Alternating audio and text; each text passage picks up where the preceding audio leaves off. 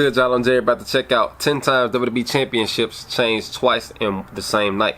This video is about what culture wrestling. I can think of 2 occasions where the championship changed twice on the same night. One would be when Jeff Hardy beat CM Punk. No, when Jeff Hardy beat Edge in a ladder match at 2009 Extreme Rules pay-per-view to become the new World Heavyweight Champion. And CM Punk cashed in like minutes later and defeated Jeff Hardy. And at that time, Jeff was the shortest reigning champion of all time. At that particular time, this was back in 2009. And on another occasion was when Rey Mysterio had went through a tournament to be crowned the new WWE champion, and he lost within like 2 hours later against John Cena for the WWE Championship. That's when CM Punk came back, and John Cena and CM Punk ultimately had a champion versus champion WWE Championship match. So we about to hop into the video and see other times where the championship changed hands in the same night. Let's go. Do you know what is awesome in pro wrestling?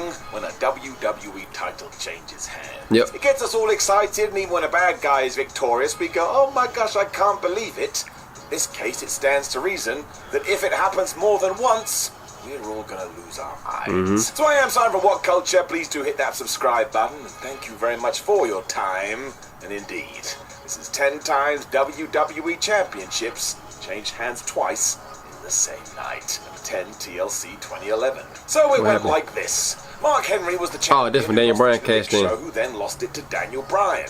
Wrestling. You won't be shocked to hear that a lot of names on this list come courtesy of a Money in the Bank cash in. And here it was Bryan CM Punk got to be on this list. Heavyweight champion after Mark Henry and the Big Show had engaged in a chairs match. Amazingly, this wasn't the oddest stipulation on the card, as Triple H also fought Kevin Nash in a sledgehammer match, which is basically attempted murder. And yes, this all tied into the summer of Punk. Don't worry about it. Henry was doing alright in 2011 too, but still fell foul of the KO punch here to give the Big Show his first reign with the big gold belt since WCW. It lasted all of a few minutes. Mark, who was livid about his loss, DDT'd the Big Show onto a pile of chairs when Daniel ran to the ring with a referee. Pulled off quite the coup. It was the American Dragon's first world championship in WWE and the 10th consecutive successful cash-in. Oddly, it was also the second where the world's strongest man had helped out beforehand. Yep. But he really needs to control his own damn anger. Number 9, the February 15th, 2011. I remember this. We stay in 2011 next, and yet this time, Vicky handed Dolph the championship because Edge couldn't use the spear. He got banned for using the spear the week before. But man, that dude has had some incredible runs. Vicky Guerrero cared not for this and simply handed the World Heavyweight title to a new I remember this night. And boom, that's one. It was all and Edge won the match. Edge beat Dolph for the championship in the main event. Edge of the belt after erroneous accusations about an attack on Teddy Long when Teddy decided he was going to tell the truth. It wasn't the Radar Superstar that did this, and in fact, he was such good buddies with Adam Copeland that we were going to have a title match right now. Yep. Imagine how hard it was for Long to do this, instead of screaming it's a 6-man tag team match. Of course, it ended with Edge righting those wrongs, which wasn't great for Dolph. His reign didn't even last an evening. No, it didn't. Number 8, Extreme Rules 2009. Yep, here you go. I mentioned this early in the video. Bunch of dudes who should have been the centerpiece of WWE back in 2009. Yeah. The pay-per-view began with Edge, the World Heavyweight Champion, and a pumped-up crowd. Edge and Jeff Hardy went through a war that night. Ever since he had toyed with the WWE, I know that was sore as hell the next day. The audience had decided it was his time. So when he beat the Rated R Superstar to claim his first run with the big gold belt, everybody was excited. Until CM Punk music came on. By this point, everybody knew what it meant, and you could cut the tension with a knife. WWE very much enjoyed playing around with the ups and the downs of Hardy. He got whammed with the go to sleep, and yep, we had a brand new champion. Yep. It still created quite the reaction because I'm not sure anybody. They had an incredible rivalry that summer. That was the beauty of the briefcase. It gave opportunities to those who should have got them. The summer of 2009 between Jeff Hardy and Punk was so good, bro. If y'all hadn't seen that rivalry, go watch those couple episodes of SmackDown, including those pay-per-views. Either guys got their hands on an important title meant something. Maybe the tide was turning. I mean, that wasn't the case, but don't worry about it. Just enjoy it for what it was. Number 7, Money in the Bank 2016. Or the Night of the Shield, as it will forever be known. To me, anyway. From this night, all 3 members were able to say that they were the WWE Champion. It kind of made sense after the fact, as this was the point of the group. Take a trio of guys and get them to the top of the card. Boom. This wasn't anything to do with the Freebird rule either. It was just chaos. Dean Ambrose was already on a roll when he won the Money in the Bank briefcase earlier in the evening, whereas Roman Reigns and Seth Rollins were clashing in the main event. Roman held the gold but had been slapped on the wrist following a wellness violation, which is when the call was made for him to lose the WWE title to Rollins. The story wrote itself. The shocking part was what happened after Rollins had got a clean pinfall, because the Lunatic Fringe's music hit, and yeah, Ambrose stormed out, cashed in his prize, and after a dirty deeds, became the new champion, the third champion in as many minutes. It was sort of satisfying because while it was clear Roman and Seth were going to get their due at this level, I think like he may not. Triple H and Randy Orton did the same thing similar to this one back in 07. Finally did make it here. I wonder if this is going to be on the list. It also meant the Shield finally completed their journey, as all three did make it to the tippy top, which is why it's Randy Orton should be on this list for sure. Since it clearly works. 6 Survivor Series 2015. Vacant was the man of the hour back in November 2015 after Seth Rollins was forced to relinquish when he suffered an injury. It was horrible. A tournament was announced to sort this situation when amazingly the finals came down to Roman Reigns and Dean Ambrose. By this point it was obvious what WWE wanted to do, and yet they just wouldn't pull the damn trigger. It was infuriating because while the fans didn't want it, if management just got it over and done with, we could move on, and yet they didn't. Clearly worried about the reaction, which makes it even more silly, Reigns did get the victory following a spear as confetti fell from the ceiling. Totally mad because Triple H came to the ring to celebrate when Roman speared him out of his boots. When Sheamus also appeared, cashed in his Money in the Bank briefcase, and after some bro kicks, became the new champ. What on earth was going on? It left the crowd so confused they didn't know what to do because it meant more shenanigans with Reigns when there was no more needed. Just get it over and done with. The pay-per-view then went off air with Roman looking totally dumbfounded, and we know what was coming after this. Another 12 months of pure carnage. Number 5, SummerSlam 2013. I am biased towards this event as I was there live. They should have let Daniel Bryan have his moment. Firsthand, it just makes it more fun. John Cena was the champion though and had handpicked Daniel Bryan as his challenger because the audience had demanded it. It was smart by Cena as nothing else would have been accepted, and yeah, we had a great main event and it was so much fun.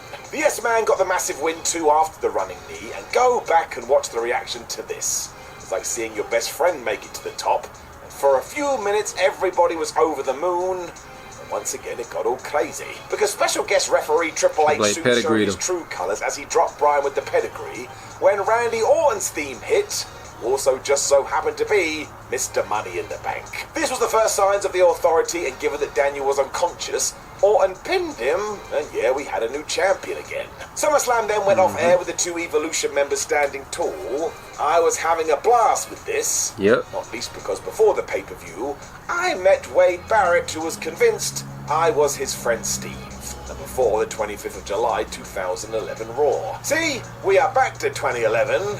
What a bonkers 12 months. After Punk had defeated John Cena at the Money in the Bank pay-per-view, he left the company. Yeah, this another thing I mentioned in the beginning of the video. This was all part of the story, and really we shouldn't have seen when Rey Mysterio won a little tournament, good few weeks at work, and he lost the same night. Like this was the plan as Vacant became the man once more when a tournament was announced on Raw. Rey Mysterio, Dolph Ziggler, Jack Swagger, R-Truth, Kofi Kingston, Alberto Del Rio, The Miz, and Alex Riley. How did John Cena get a title match though? Quite satisfying when Cena demanded a title match that night, and he won. They answer my question. So we crowned Ray for all of a few seconds. I'm exaggerating, but that's ridiculous. 2 hours later, Big Match he lost. John got the win too and put the belt around his waist. CM Punk's music hit. We had just hit fast forward on everything. What could have lasted ages was over almost instantly. It did set up an interesting match at SummerSlam as we had champion versus champion, but given what happened at the end of that thing, it wasn't ideal now, was it? Poor Mysterio too. Why did he have to suffer? Number 3, the Elimination Chamber 2010. At least this show was totally ended by a bad guy. That makes sense. The pay-per-view started with Sheamus defending his 2009 was ended by Edge against Randy Orton, Ted DiBiase Jr., Kofi Kingston, Triple H, and John Cena, and the Irishman didn't make it to the final 2. Pedigree got rid of him, allowing Cena to surprise the game with the STF, and he was at the top of the mountain once more.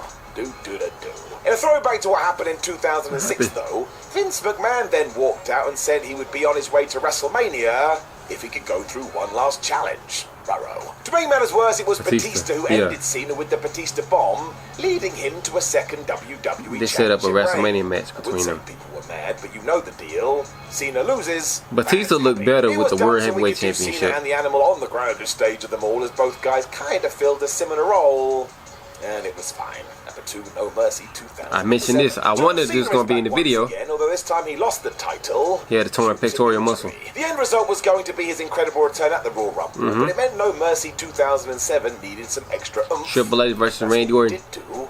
Trading the championship, playing hot potato. The belt to Randy Orton because why bother with a story when Triple H interrupted, said this was BS, and he beat the Viper for the belt. It's genuinely what happened all in the space of a few minutes. As Hunter versus Umaga was already booked for the show, Trips then had to get through that, and as he was now the new Cena or something, he also had to face Orton again in the main event.